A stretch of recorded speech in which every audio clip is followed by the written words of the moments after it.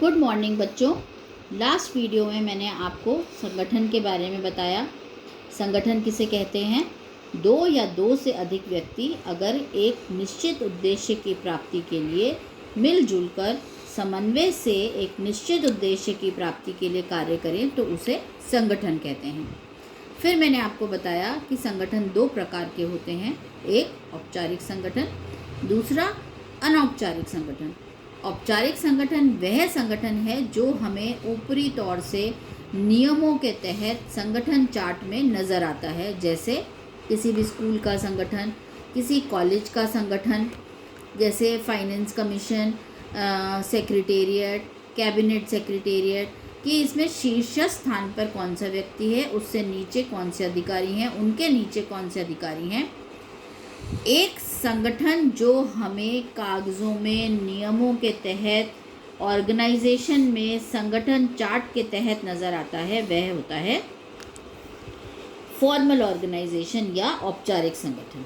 अब आज हम बात करेंगे इनफॉर्मल ऑर्गेनाइजेशन की, यानी कि अनौपचारिक संगठन। मनुष्य एक सामाजिक प्राणी है, यह आप सब जानते हैं। वह हर एक व्यक्ति के साथ उठता बैठता है, सोसाइटी में रहता है, समुदाय में रहता है, और वह अपनी इच्छा, अपनी शौक, अपने छोटे छोटे मित्र या अपने रुचि के अनुसार छोटे छोटे ग्रुप बना लेता है या अपने छोटे छोटे संगठन बना लेता है।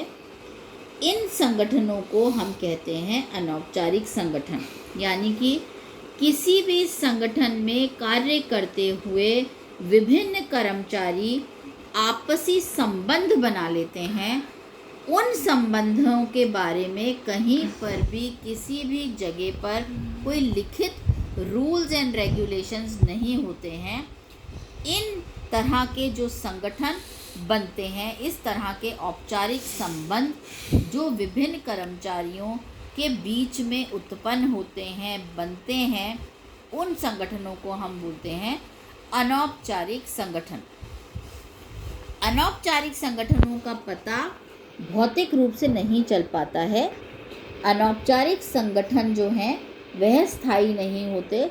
फॉर एग्जाम्पल, कॉलेज के अंदर first year, second year, third year, तीनों तरीके के बच्चे तुम लोग सब हो।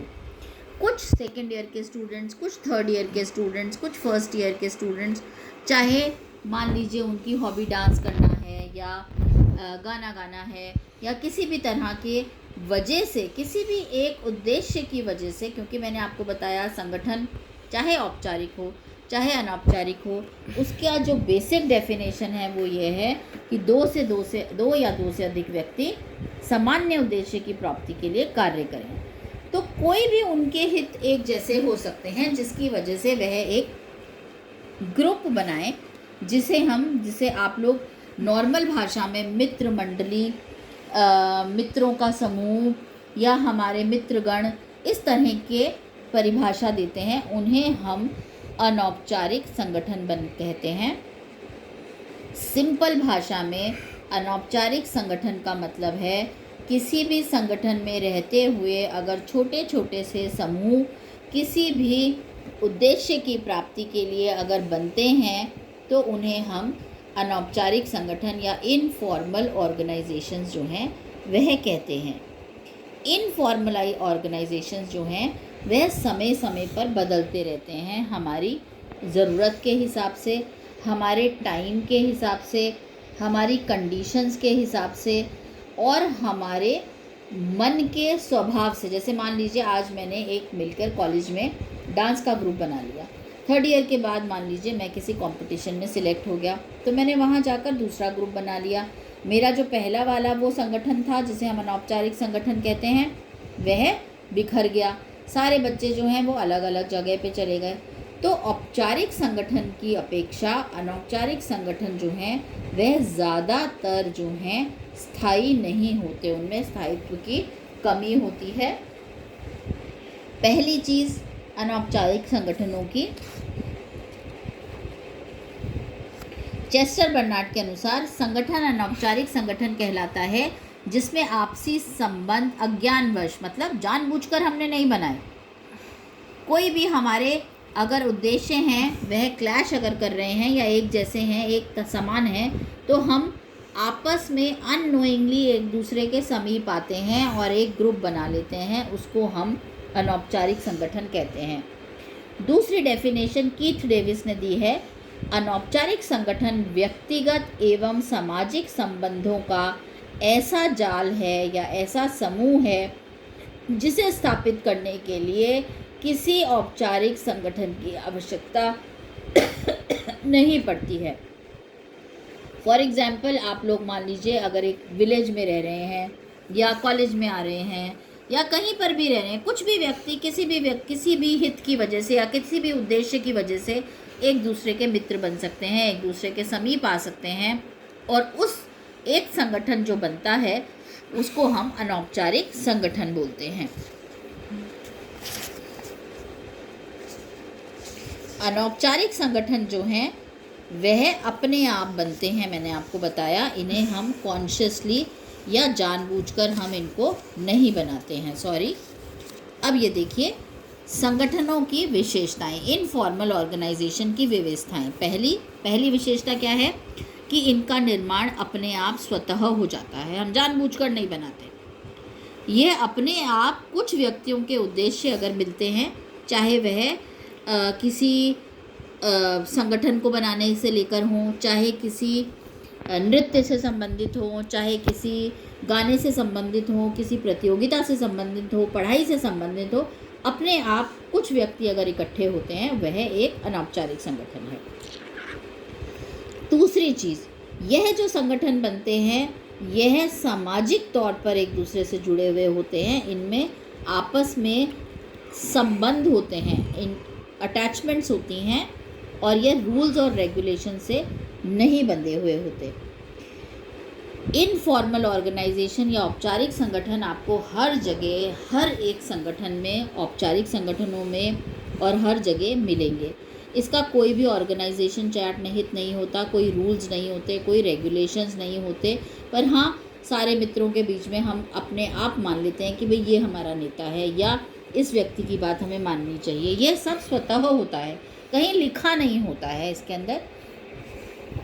इनफॉर्मल ऑर्गेनाइजेशंस जो हैं उनके कई तरीके होते हैं बनने के, जैसे वह रिलीजन के हिसाब से भी बन सकता है, भाषा के हिसाब से बन सकता है, आपके व्यवहार के हिसाब से बन सकता है, आपके विचारों के हिसाब से बन सकता है, आपके संबंधों के हिसाब से बन सकता है, आपकी हैबिट्स के हिसाब से बन सकता है, आदतों के हिसाब से बन सकता है।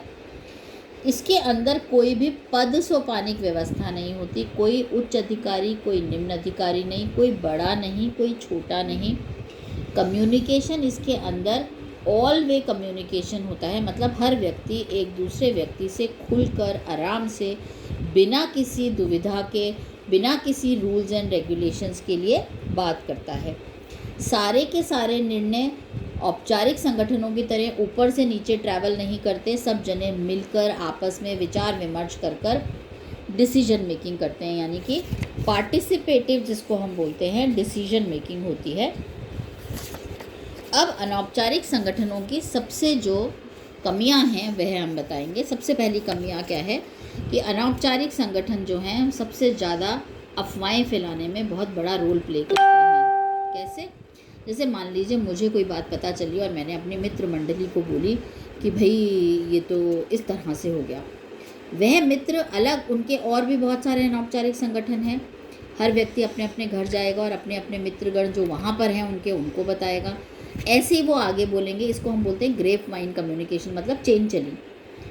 एक कॉलेज में हमारे को आपस में मित्र मंडली में एक छोटी सी बात पता चली, सही गलत हमने इसको देखने की कोशिश नहीं करी, घर जाकर हमने वही बात सबको बताई, उन लोगों ने अपने अपने समूह में बताई, वो आगे उन लोगों ने अपने अपने समूह में बताई, तो फटाफट रातों रात समूह के अंदर वह र्यूमर फैल गया या अफवाह फैल गई।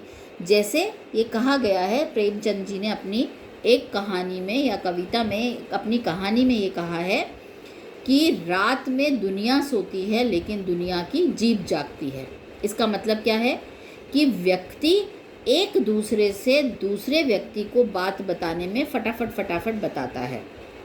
चलिए अब हम नेक्स्ट इसकी बुराई पर आते हैं कि इसके अंदर जो कॉन्फ्लिक्ट होता है वह अंदर ही अंदर हो जाता है। मतलब कोई नेता नहीं, कोई जूनियर नहीं, कोई उच्च अधिकारी नहीं, कोई निम्न अधिकारी नहीं, तो आपसी जो लड़ाई हैं उनको कौन सुलझाए, उनको कौन देखे। तो कभी कभी ये प्रॉब्लम आ जाती है। यूजुअली या ज़्यादातर तो जो मित्र होते हैं या मंडली होती है या अनौपचारिक संगठन होते हैं, वे आपस में ही एक दूसरे के बातों को मान लेते हैं, स्वीकार कर लेते हैं और समझ लेते हैं।